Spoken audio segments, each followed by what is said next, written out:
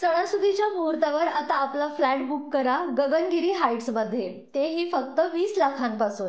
निसर्गरम्य परिसर आणि सर्व सुविधांनी युक्त 1 BHK आणि 3 BHK फ्लॅट्स तसेच शॉप्स उपलब्ध. साईट पत्ता रवी राही मंगल कार्यालय जवळ, मनेरमळा, नॅशनल हायवे लगत, उजळेवाडी. याशिवाय आमच्याकडे सह्याद्री हाइट्स, शिवाजी स्टेडियम मंगळवार पेठ आणि वसंत विलास रेसिडेन्सी राज कपूर पुतळ्याजवळ रंकाळा येथेही फ्लॅट्स उपलब्ध आहेत. संपर्क 9923592255.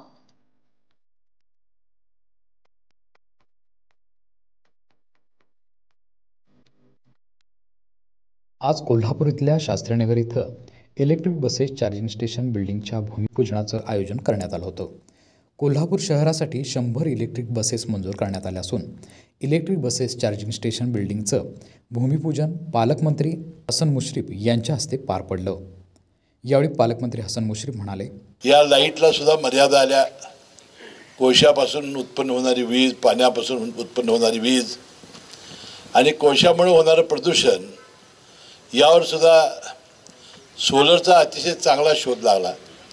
परंतु सोलरमध्ये सुद्धा पहिल्यांदा आम्ही निराश झालो होतो, कारण त्याला बॅटरी सिस्टीम होती, त्याला केमिकल आणि त्याला मेंटेनन्स, यामुळे हे टेक्नॉलॉजी चालेल का नाही असं वाटत असताना एक अतिशय चांगली सुविधा या सोलर पॅनलमध्ये निघाली. आणि मला वाटते आता देशालाच या दोन्ही गोष्टीबद्दलचा एक उत्तम शोध या निमित्ताने लागलेला आहे. आणि त्या निमित्ताने आपण आज लाईटची बसेस घेतो आहे. मला वाटतं आता KMT तोट्यात आली असं आता अधिकाऱ्यांना म्हणता येणार नाही KMTच्या, असं मला वाटतंय. यावेळी खासदार धनंजय महाडिक म्हणाले, जवळजवळ 250 करोड रुपयाचा हा प्रकल्प कोल्हापूरमध्ये येतोय. पब्लिक ट्रान्सपोर्ट हा सगळ्यांसाठी खूप जिव्हाळ्याचा आणि आत्मीयतेचा विषय आहे. कोल्हापूरची KMT बस हे गेले अनेक वर्ष वादग्रस्त म्हणून संबोधली जाते. अनेक बसेस, मला वाटते 50-50 बसेस तर बंद अवस्थेत आहेत. मेंटेनन्स होत नाही, त्याची व्यवस्था होत नाही, त्यासाठी बजेटची तरतूद होत नाही. आणि म्हणून शहरामध्ये इतरत्र फिरण्यासाठी बसेसची आवश्यकता ही असतेच. परंतु या बसेस घेत असताना इलेक्ट्रिक बसेस आल्यामुळं पोल्युशन यामध्ये बिलकुल झिरो पोल्युशन होणार आहे. यामध्ये नॉईज पोल्युशन कमी होणार आहे.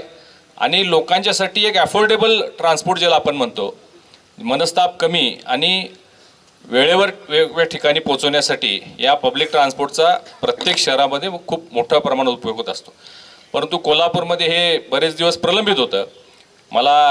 मी खूप स्वतःला भाग्यवान समजतो की आपण हा प्रकल्प प्रधानमंत्री मोदीजींच्या PM E-बस या प्रकल्पांतर्गत आपण या आणल्या आणि याचा कोल्हापूर शहराला खूप मोठ्या प्रमाणात फायदा होणार आहे. यावेळी माजी आमदार अमल महाडिक, भाजप नेते सत्यजित कदम, जिल्हाधिकारी अमोल येडगे, महानगरपालिका आयुक्त K मंजुलक्ष्मी, विजय जाधव, आदिल फरास, महेश जाधव यांच्यासह अनेक कार्यकर्ते उपस्थित होते.